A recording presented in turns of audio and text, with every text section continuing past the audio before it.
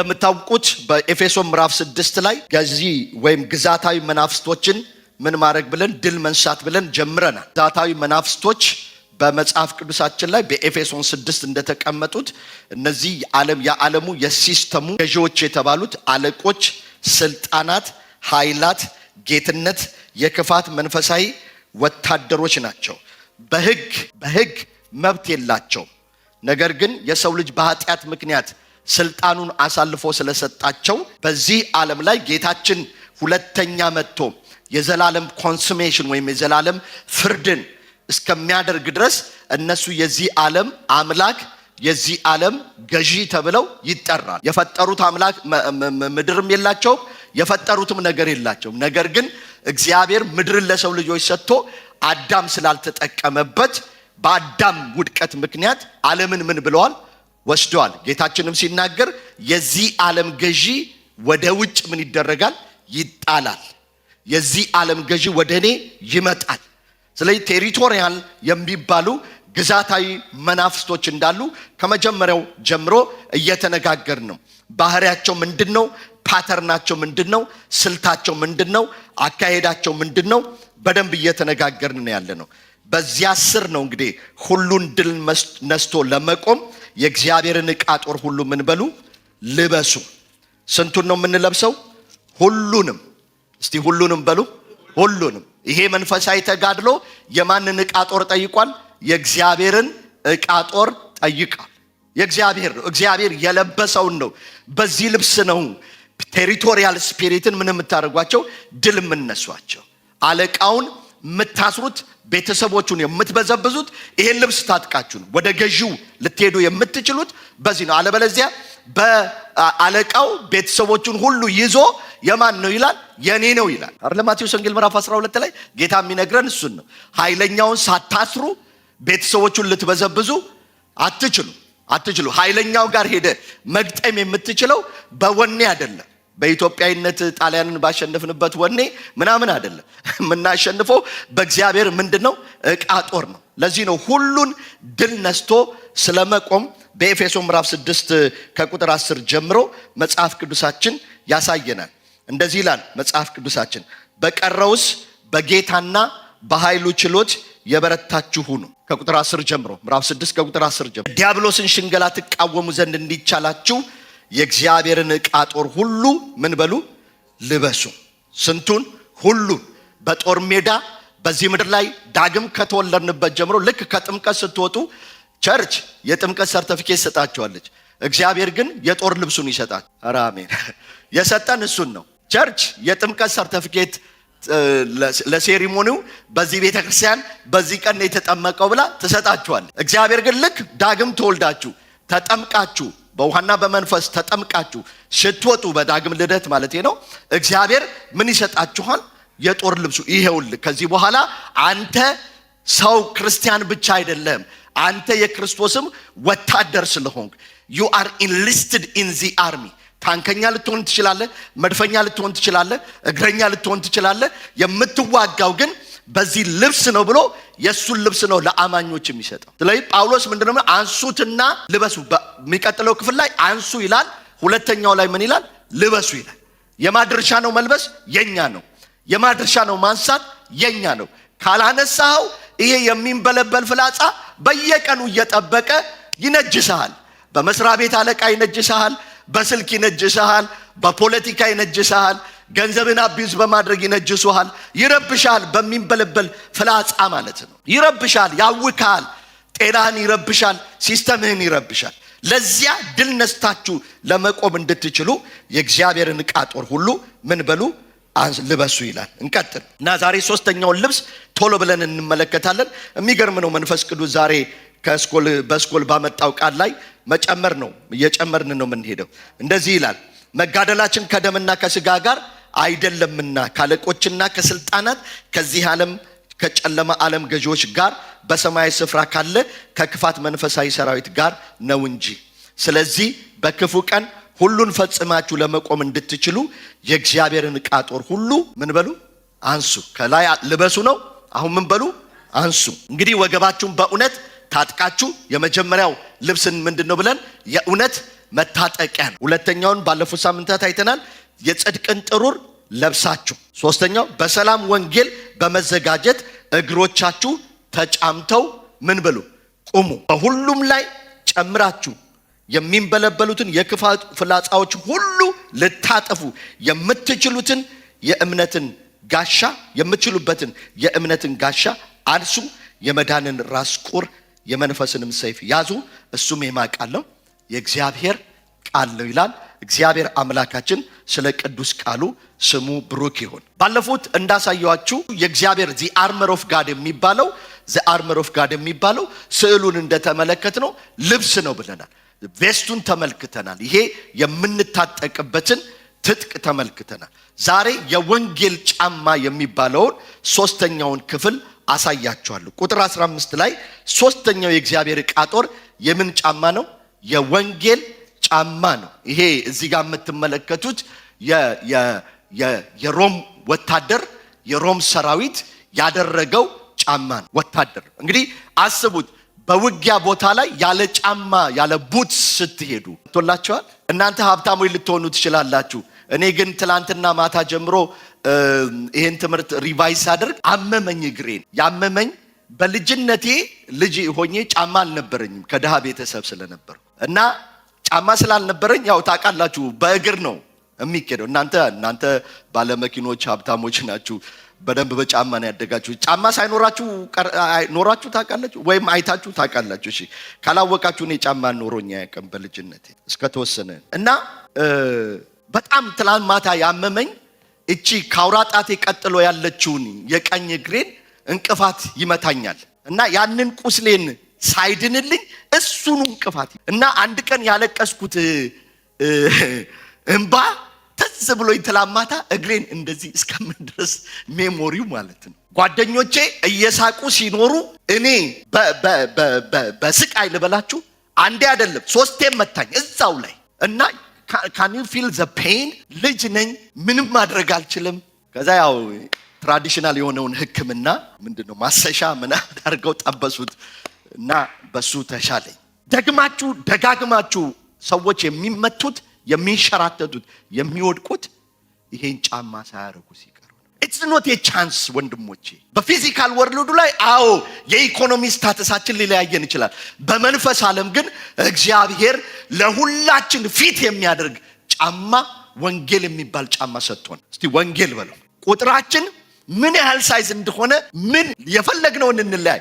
ለመንፈሳዊ ሌቭላችን የሚያስፈልግ ፐርፌክት ፊት ቴዎሎጂ ኖሌጅ ልንለያይ እንችላለን። ኤክስፒሪየንስ ልንለያይ እንችላለን። በጸጋ ልዩነት ልንለያይ እንችላለን። በአሰራር ልዩነት ልንለያይ እንችላለን። በምንታጠቀው ጫማ ግን እግዚአብሔር ዩኒፎርም እንዲሆን ስለፈለገ የወንጌልን ጫማ ሰጠን። ስሙ ይባረክ። ታውቃላችሁ ጫማ ዝም ብሎ አይደለም። እኔ አሁን የጎልፍ ጫማ አድርጋችሁ እንትን አትገቡም፣ ጦርነት አትገቡም። እዚህ ሀገር እንዳውም እንደምታውቁት እነ ይሽያ አሁን ዛሬ ያረክሽውን ጫማ ይሄን ጫማ አድርገሽ ስራ ቦታ አትገቢም። የስራ ቦታ ምን አለ? ጫማ አለ። ሴፍቲያችንን የሚጠብቅ አይደለም፣ እንዳትወድቁ ስራው እንዳይበላሽ ስታንዳርድ አለው። የስራው ዩኒፎርሙ ስታንዳርድ አለው። ዝም ብለን እንትን ስራውን የሚመጥን ጫማ አለ።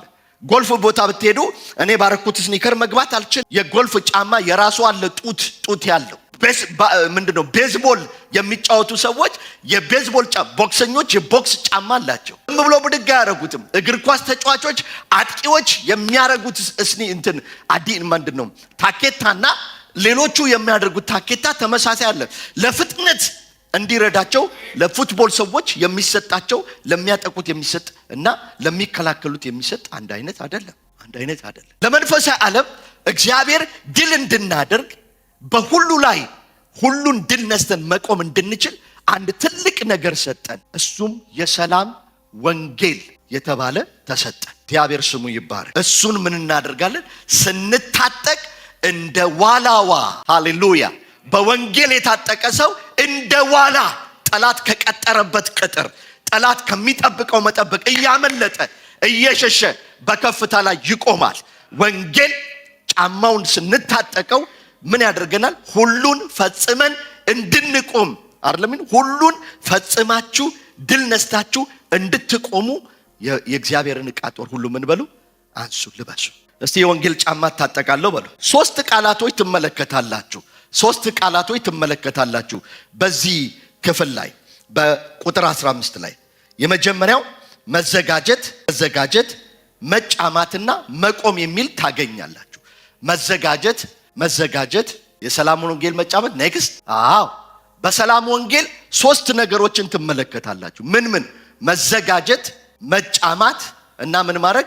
መቆም አይደለም የሚለው ክፍሉ እንደሱ እኮ ነው የሚለው። ቁጥር 15 ላይ እንግዲህ ወገባችሁን በእውነት ታጥቃችሁ የጽድቅንም ጦር ለብሳችሁ በሰላም ወንጌል በመዘጋጀት እግሮቻችሁ ተጫምተው ምን ይበሉ? ቁሙ። አንዳንድ ሰዎች የልብስ ስርዓታቸው ሲለብሱ አንዳንዶቹ ሁሉን ከለበሱ በኋላ ልክ ሊወጡ ሲሉ ጫማቸውን ነው የሚታጠቁት አይደለም። ምን ማለት ነው? ለመሄድ ምን ብያለሁ? ተዘጋጅቻለሁ። I'm going to action ማለት አየህ። ወንጌል ስትታጠቅ ለመሄድ ዝግጁነትህን ያሳያል። ለመላክ ዝግጁነትህን ያሳያል። ድል ነሺ ሆነ ወራሽ መሆንህን፣ እንጣሪ መሆንህን፣ ክልል ወይም ደግሞ ግዛት አስፋፊ መሆንን አስፋፍተህ የምትቆም የዲያብሎስን መንግስት አስፋፍተህ የምትቆም ለመሆን ዝግጁነትን ያሳያል። ቤተክርስቲያን በጣም ማሰብ ያለባት ነገር እዚህ ውስጥ ያላችሁም አማኞች በዚህ በዩቲዩብም በየትኛውም ዘመን ላይ የምታዩን ወዳጆች እንድታስቡበት የሚያስፈልገው አንድ ትልቅ ነገር ለወንጌል መዘጋጀት ነው። ለወንጌል ተልእኮ፣